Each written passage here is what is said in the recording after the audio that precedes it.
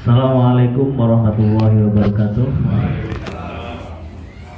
Alhamdulillah wa syukurillah wa ni'matillah wa la haula wa la quwwata illa billah. Asyhadu an la ilaha illallah wahdahu la syarikalah. Asyhadu anna Muhammadan abduhu wa rasuluhu la nabiyya ba'dah. Raditu billahi rabbah wa bil islam dinah wa bi Muhammadin nabiyya wa rasulah. Yang kami hormati Bu Syarli, fasilitator dari BPS, Pak Babinsa, Babinsa Tikmas, seluruh ketua RW dan ketua RT yang terundang hari ini. Ini merupakan FKP yang ketiga atau yang terakhir di Kelurahan Tegalgede. Kebetulan kita hanya kebagian 3 ya. Kalau di kelurahan yang lainnya itu bisa sampai 12, 16 Pak. Karena RT-nya juga banyak. Tapi sebenarnya saya memantau itu RT atau RW di Kelurahan Tegalgede ini sebenarnya sudah waktunya untuk dimekarkan, diperlebar banyak. Tapi saya masih menunggu momentum yang tepat. Karena kalau tahun ini kayaknya masih terasa anget-angetnya bulan Desember kemarin kan. Ya itu mungkin setelah 2024 berarti mungkin setelah saya ya. Ya, karena saya lihat ada satu RT itu menangani sampai 200 KK. Terasa nanti pada saat ini, hari ini Pak, akan sangat terasa. Warga punya ini, sendiri aja, banyaknya dan sebagainya gitu. Dan alhamdulillah dan juga tidak lupa saya ucapkan selamat Idul Fitri. Mohon maaf lahir batin apabila ada salah lupa dan kekhilafan. Kami atas nama pribadi dan keluarga besar Kelurahan Tegalgede menyampaikan mohon maaf yang sebesar-besarnya kepada Pak RT, Pak RW dan seluruh yang hadir pada saat hari ini. Bapak dan Ibu yang hadir saat ini merupakan hasil dari pendataan atau sensus yang dilakukan oleh petugas Leksoset akhir 2022 kemarin. Bapak mungkin sudah didatangin. Ini karena sensus sehingga tidak pilih-pilih. Semua yang ada dicatat, semua yang ada ditanya, apapun yang dimiliki saat itu maka itu yang akan dicatat oleh petugas. Nah, hasil pencatatannya itu kemudian kita lakukan FKP ini, forum komunikasi publik atau uji publik ya. Sehingga peran dan fungsi Bapak Ibu RT RW yang hadir saat ini itu sangat penting dan sangat signifikan. Ya. Bahkan yang menentukan nasib warga jenengan itu ya jenengan saat ini. Sehingga nantinya tidak hanya pertanggungjawabannya dunia nih, di akhirat juga nanti kalau ditanya oleh Allah, ini yang kaya kok dimiskinkan, yang miskin dikayakan gitu kan ya. Kalau saya ditanya, saya jawab ini Pak RW sama Pak RT Pak. Karena saya sudah limpahkan ini. Gitu. Ya, kira-kira begitulah. Sehingga apa? Harapan kami Bapak bisa menyampaikan, bisa memberitahu informasi apa adanya ya, untuk saat ini. Karena bisa jadi 4 bulan yang lalu yang bersangkutan masih kondisinya masuk kategori ini kan ada 4 kategori Pak. Pertama tidak miskin, kedua miskin, rentan miskin, yang ketiga miskin, yang 4 sangat miskin. Ya, hanya 4 kategori itu. Jika saat ini warganya mungkin masuk kategori miskin ya, nanti ada penjelasan tersendiri dari fasilitator. Tiba-tiba 4 tahun terakhir ini dapat rezeki nomplok misalnya, apapun itu, oke lah apa ya, mungkin dapat warisan dari mbah-mbahnya yang dulu baru ketahuan gitu ya, kemudian terlihat sudah lebih sejahtera. Sampaikan apa adanya. Karena ketika kita tidak menyampaikan apa adanya, nantinya juga akan ada media lain pemerintah untuk melakukan pengecekan. Salah satunya yang biasanya dilakukan itu dengan geotagging Pak, di foto. Demikian juga jika memang warganya itu saat ini mungkin kondisinya akhir tahun kemarin itu mampu lah ya, atau mungkin cukup, kategori cukup ini mungkin masuk kategori rentan miskin gitu. Nah, tiba-tiba kepala keluarganya sebagai tulang punggung keluarganya itu mohon maaf ya, kemudian ada yang meninggal, kemudian di PHK, kemudian hilang pekerjaannya, atau karena dampak yang lainnya akhirnya penghasilannya kurang, yang paling tahu kan jenengan semua Pak, kondisi rumah tangga warganya. Ya tidak harus kita datang masuk ke dapur apalagi masuk ke kamar ya, tapi memonitor dari kesehariannya dan kehidupannya itu kan bisa dirasakan, sehingga keberadaan kita di lingkungan ini, makanya kan memang RT itu sebisa mungkin kalau bisa hanya 35 kakak, sehingga betul-betul fasih itu dengan kondisi warganya. Namun jika memang sudah ada yang sampai 100 sampai 200 ya tidak apa-apa, kita coba saling diskusi. Siapa tahu kalau Pak RT-nya belum kenal, artinya belum kenal itu tahu kondisi terakhir, bisa tanya Pak RW-nya.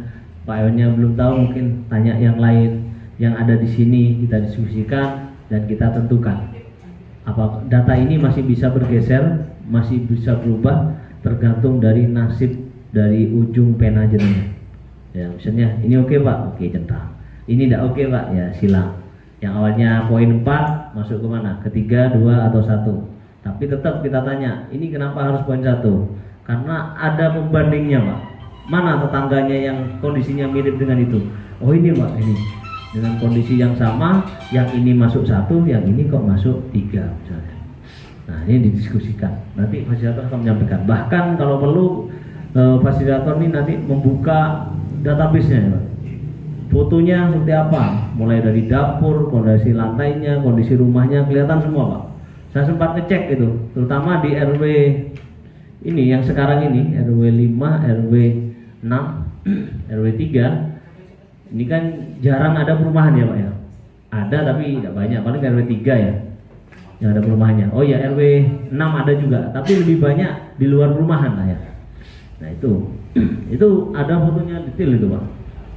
Oleh 8 petugas itu, sehingga kita bisa bandingkan. Kalau rumahnya si A ini ternyata masuk kategori sangat miskin, kemudian si B ini kok rentan miskin, padahal rumahnya sama, cek misalnya, anunya sama. Oh, ini apa yang salah? Ya bisa jadi petugasnya waktu itu ya lagi alfa, hilaf, keliru, kan manusiawi Pak.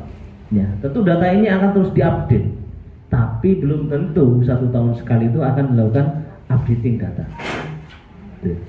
Nah, manfaatnya apa? Nanti ke depan semua persoalan data itu akan mengacu pada satu data ini, Pak. Rexosek ini. Semua dari kementerian, lembaga, bahkan Pemkab sampai kelurahan itu akan mengacu data ini. Tidak ada lagi data misalnya dari Dinas Sosial, Kementerian Sosial, tidak ada lagi data dari PLN, tidak ada lagi dari data dari PLKB misalnya, yang itu kemudian membuat kita seringkali di bawah, kemarin diminta data, sekarang minta lagi dan sebagainya. Yang ini beda, yang ini itu dapat ini. Gitu. Semuanya ketika akan beri bantuan, dia akan mengacu dalam satu database itu. Harapannya bantuannya banyak, bantuannya variasi, sehingga sasarannya itu betul-betul sesuai. Kayak kemarin seperti ada bantuan BLT cukai rokok, itu kan ada beberapa kategori Pak. Salah satunya mungkin perokok, ya. Kedua yang bekerja di pabrik rokok, gitu. Yang ketiga yang bekerja sebagai sarana transportasi umum, mulai dari Gojek online, mulai dari taksi, mobil dan lain-lain itu. Hingga awal-awal itu karena ini BLT yang masih baru, banyak protes saya, Pak, saya biasanya dapat kok tidak dapat gitu ya. Ternyata tidak masuk kategori itu. Nah, sekarang data-data itu sudah dijadikan satu dalam Rexosek ini, Pak, dengan 4 kategori itu. Sehingga saya mohon dengan sangat perhatian dari Bapak Ibu melihat betul-betul kondisi warganya, karena ini menjadi sangat penting dan ini tentu akan sangat membantu warga kita. Karena ketika orang yang mampu kemudian dibuat tidak mampu, Pak, ya kita justru akan mendolimi orang lain yang tidak mampu, yang harusnya dapat karena masuk dalam antrian, akhirnya dia menjadi tidak dapat atau cadangan. Kenapa? Pemerintah ini bagaimanapun hebat dan besarnya, kekuatan anggarannya itu tetap ada batasnya, Pak. Ya, kalau harus dibantukan semua, kita ada 250 juta warga Indonesia. Kalau minta bantuan semuanya ingin minta semua, gitu kan. Nah, ketika nanti di list itu ternyata yang dapat sekian, yang belum dapat sekian, kita coba ikhtiarkan bantuan yang lain, baik itu dari pemerintah kabupaten ataupun mungkin bahkan dari non pemerintah. Kita akan ikhtiarkan yang lain. Saya tempo hari waktu di Taman Kampus ngecek ya Mas ya, kejenengan ada satu warga kondisinya betul-betul memprihatinkan. Saya cek data bantuannya sama sekali tidak ada bantuannya. Nah ini apa persoalannya? Nah nanti Pak RT, Pak RW nanti mulai mencatat itu Pak, nama-namanya itu kenapa ini kok sampai tidak dapat bantuan sama sekali dari pemerintah. Tapi alhamdulillah itu sudah dapat sentuhan dari bantuan non pemerintah. Cuma kata harapan kan kondisinya betul-betul bahasanya rentan kemiskinan ekstrim lah, bisa masuk kategori itu. Itu kemudian ini yang menjadikan prioritas utama untuk mendapatkan bantuan dari pemerintah. Nah, kemudian lebih dari itu nanti data ini juga harapan kami juga selain itu persoalan kenapa dia tidak bisa bantuan bisa jadi Pak, karena mungkin dia belum melakukan perekaman KTP ya, sehingga datanya belum masuk. Dan kemarin juga Mas Sugeng kayaknya sudah nge-share ya bahwa ada sekitar 100 lebih warga Tegal Gede itu yang masih belum melakukan perekaman KTP. Itu terjadi karena banyak hal Pak. Pertama mungkin karena dia baru berusia 17 tahun. Kalau hanya karena baru usia 17 tahun wajar lah, karena sebelumnya dia belum punya KTP. Tapi yang menjadi tanda tanya kita bersama ketika usianya itu sudah lebih dari 30 bahkan 40 tahun ya. Selama ini dia itu kemana gitu kan ya. Ya memang tidak sepenuhnya menjadi salah kita bersama, tapi akan menjadi tanggung jawab kita Pak untuk mencari tahu itu. Hingga kita coba dia datangin, kita ajak melakukan perekaman. Insya Allah di kecamatan sudah siap hampir setiap hari. Kalau memang nanti bersama-sama lebih enak, nanti saya akan kontak petugas di kecamatan untuk mempersiapkan misalkan Tegal Gede, karena hari Senin dan sampai hari Sabtu ini anak-anak ini masih sekolah misalnya yang usia 17 ada sekitar 10 orang misalnya. Nah nanti kita janjian, Pak Camat sudah siap menyiapkan di kantor kecamatan itu di hari libur Pak. Karena apa? Ini nanti terkait dengan dia nasibnya terkait hak suara pada saat pemilu legislatif maupun pilkada nanti di tahun 2024. Ya karena sekarang syaratnya harus ada EKTP. Gitu. Sehingga kalau kita memang tahu kendalanya apa disampaikan ke kami, sampaikan ke Ruseli atau sampaikan ke staf kita, apa yang bisa kita lakukan kita akan lakukan, apa yang bisa kita percepatkan ya kita percepatkan. Mungkin begitu, karena dengan satu KTP ini sangat penting.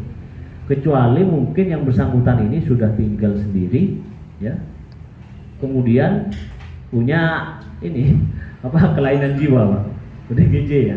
Ini kan kasuistik. Dan itu sempat terjadi. Waktu itu dari Dispenduk waktu on the spot di sini mau difoto itu pakai on the spot. Ya, karena orangnya memang ODGJ. Jangankan difoto ya. Mau kita pegang aja, waduh, berontak kan karuan. Akhirnya gak jadi. Tapi alhamdulillah yang bersangkutan sudah dapat bantuan dari pemerintah, kita bawa ke Liposos, Pak. Di situ kesadarannya sudah mulai pulih, komunikasinya juga mulai baik.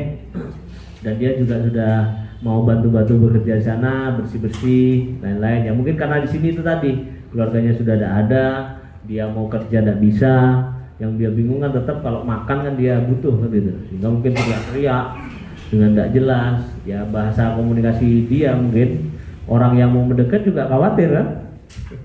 Sehingga tidak ada miskomunikasi di sini. Tapi alhamdulillah kita bawa ke Liposos. Dari laporannya kami dapatkan itu sudah mulai membaik karena memang tidak ada keluarga intinya, sepertinya memang lebih baik di sana saja. Demikian juga kalau ada informasi dari warga jenengan yang butuh penanganan ya nanti diinfokan. Tapi kalau memang masih ada keluarganya Pak, sebaiknya orang yang depresi sampai stres bahkan sebelum menjadi ODGJ ini sebaiknya memang di rumah dan kumpul bersama keluarganya, karena itu sangat membantu proses penyembuhan.